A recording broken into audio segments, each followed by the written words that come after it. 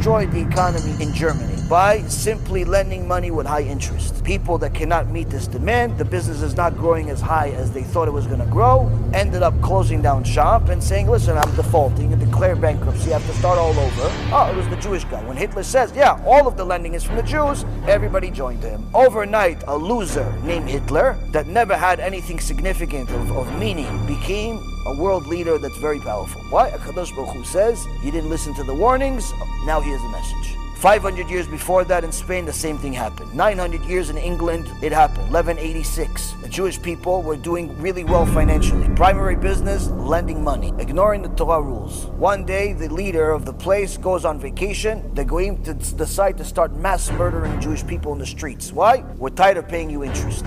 This, Rabotai Karim, is repeating the same story over and over again. This is why Shlomo HaMelech, 3,000 years ago, says it's not allowed to lend people money with interest, even if they're not Jewish. Where is this leniency to lend non-Jews money with interest comes from? It comes from the Gemara, it comes from a few Chachamim that say it's only allowed if the person is a Talmid Chacham, meaning he studies Torah all day, so he doesn't have time to go work on Wall Street or work on Diamond District or work construction, because he learns Torah all day, but he needs to make a living. So he has a little bit of money his parents gave him or some people gave him. He can lend it to some guy, charge him just enough money to make a living. He needs $2,000, $3,000 a month. That's all he's allowed to make. Meaning you're not allowed to become wealthy off of this money, which is the opposite of what's happening. This is an industry that has grown so big that in just the last 5 or 6 years, there's been at least a half a dozen companies that have become public company, billion-dollar company, from simply doing a business that's destroying the economy. And if that's not bad enough, just to show you how bad it is, everyone knows the mafia, their primary business was lending money for years, for all of generations. That's what the Italians did, that's what they did.